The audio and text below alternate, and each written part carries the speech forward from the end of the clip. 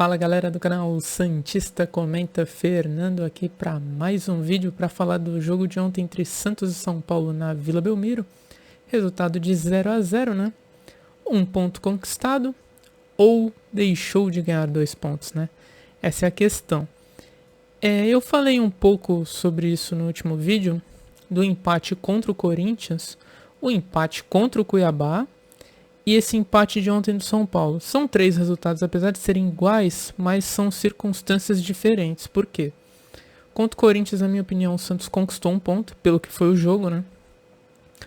Com aquele pênalti no final, que eu já disse que pra mim não foi. E o Corinthians foi melhor, mereceu ganhar do Santos. E o Santos ali saiu no lucro, né? Acabou saindo no lucro com aquele empate. E conquistou 1 ponto. Já contra o Cuiabá na Vila, na minha opinião, o Santos deixou de ganhar 2 pontos. Mesmo não jogando bem. Por quê? Porque ali era jogo para o Santos em casa propor o jogo. Ir pra cima, entendeu? Era o jogo para o Santos vencer.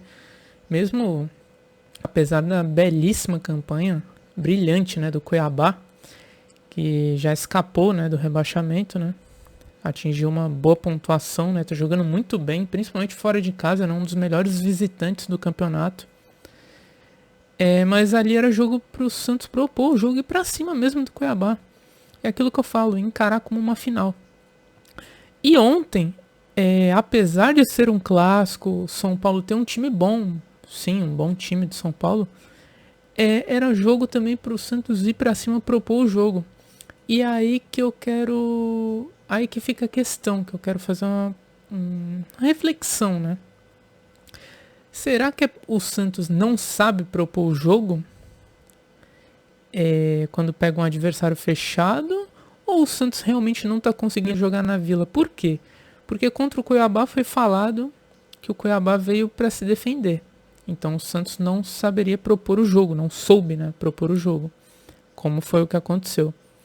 A desculpa, entre aspas, foi essa, né? Mas ontem o São Paulo dominou o jogo. O São Paulo não veio fechado. O São Paulo que dominou. Parecia mais que o São Paulo estava jogando em casa e o Santos fora.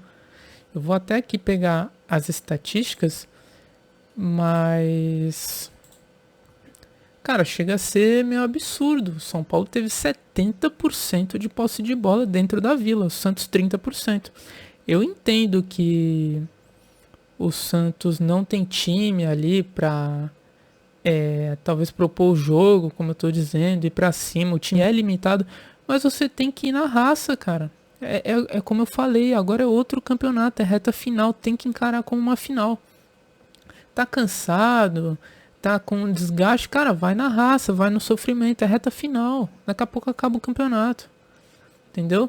Não é hora pra ficar, eu tô cansado, não tem time, é limitado, mas tem que ir pra cima na raça. E eu não tô vendo isso em alguns jogos.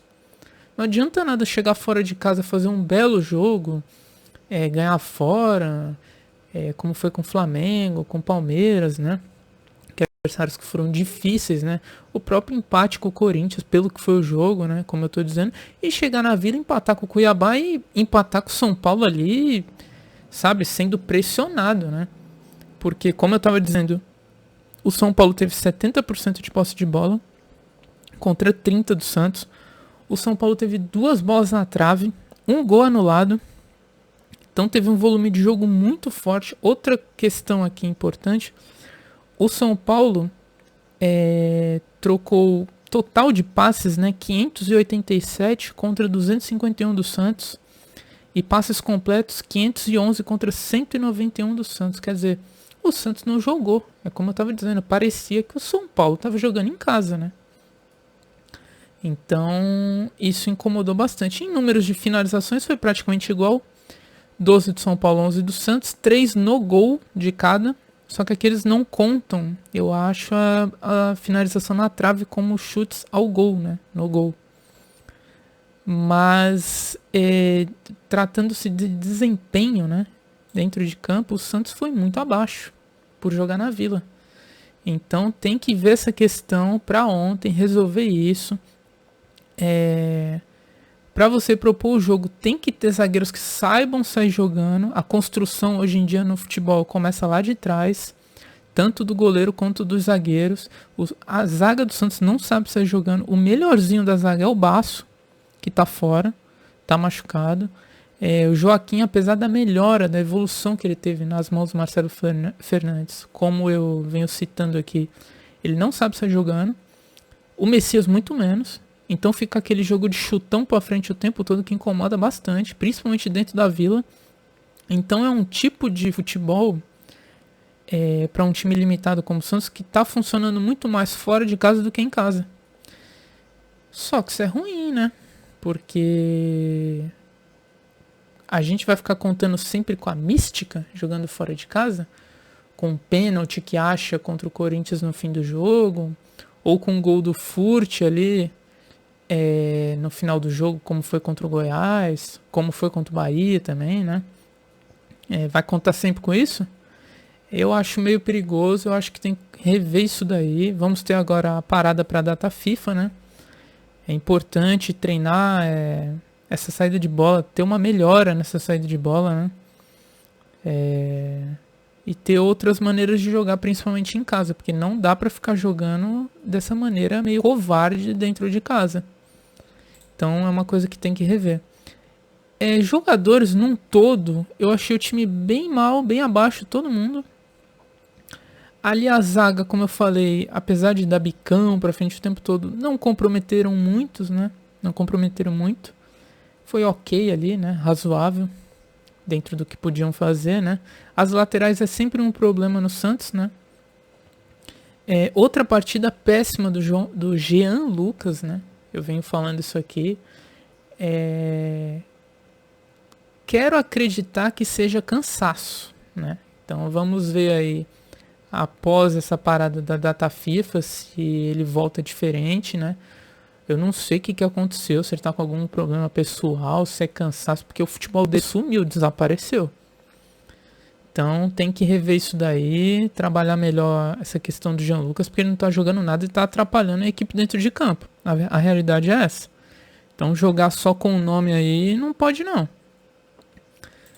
O Santos que volta a jogar no dia 26, né? Temos mais 4 jogos só. O Santos visita o Botafogo, que ainda briga pelo título, né? Apesar de estar com o mental destruído, né? Pelo que vem acontecendo com o Botafogo, né? Depois recebe o Fluminense, o Santos. Não sabemos que Fluminense será esse, né? Visita o Atlético Paranaense, dificílimo jogar lá. E na última rodada recebe o Fortaleza. Eu espero de verdade que nessa última rodada a gente não precise de pontos. Porque senão vai ser um desespero total novamente, né? E como eu tava falando sobre o jogo, né? O jogador a jogador. Eu achei no modo geral todo mundo abaixo, né?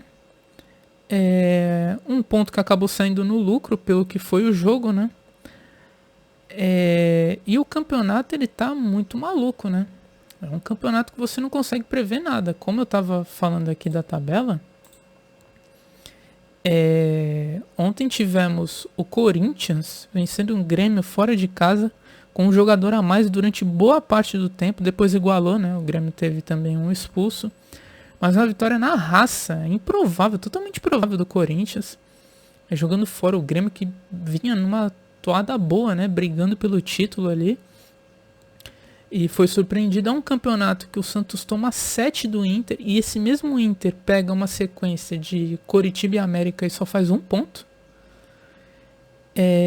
Um Palmeiras que vinha numa sequência de 5 vitórias. Aí pega o Flamengo, toma 3 do Flamengo. Os dois perdem para o Santos em casa de virada.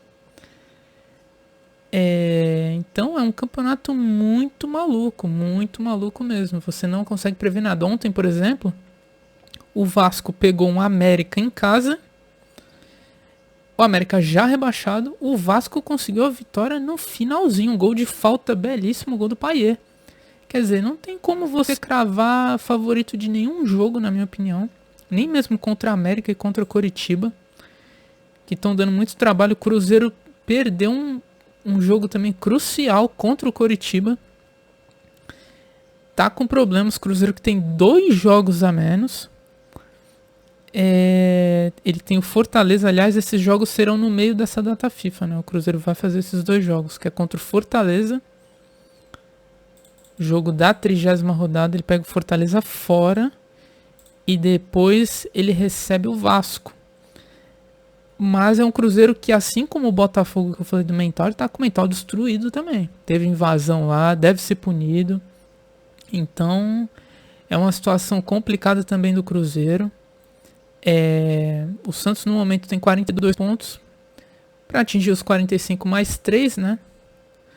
Mas não dá para estar brincando com a sorte. O Vasco chegou a 40. Bahia 38, Bahia tropeçou contra o Atlético Paranaense, né? Tava vencendo por 1-0, tomou um empate. Ficou 1-1 o jogo e na zona do rebaixamento abrem a zona Cruzeiro com 37 pontos. Goiás 35, Coritiba 29 e América Mineiro 21. Então é um campeonato ali muito maluco, não dá pra gente prever nada. E o que eu tô querendo dizer aqui o tempo todo, não dá pra ficar brincando com a sorte. Tem que ser encarado todos os jogos como uma final. Não pode encarar um jogo como uma final e o outro jogar, já fiz minha parte fora, em casa é só empatar. Não dá pra ficar pensando assim, que é muito perigoso. Entendeu? Os times de baixo estão pontuando e não dá pra ficar brincando com a sorte.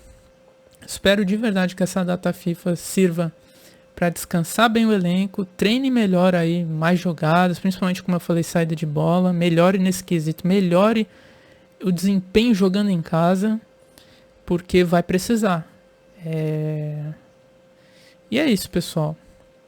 Quem gostou do vídeo aí, curta, comenta, compartilha, se inscreve no canal, né, que eu tô começando aí. E é isso, valeu, falou, abraço.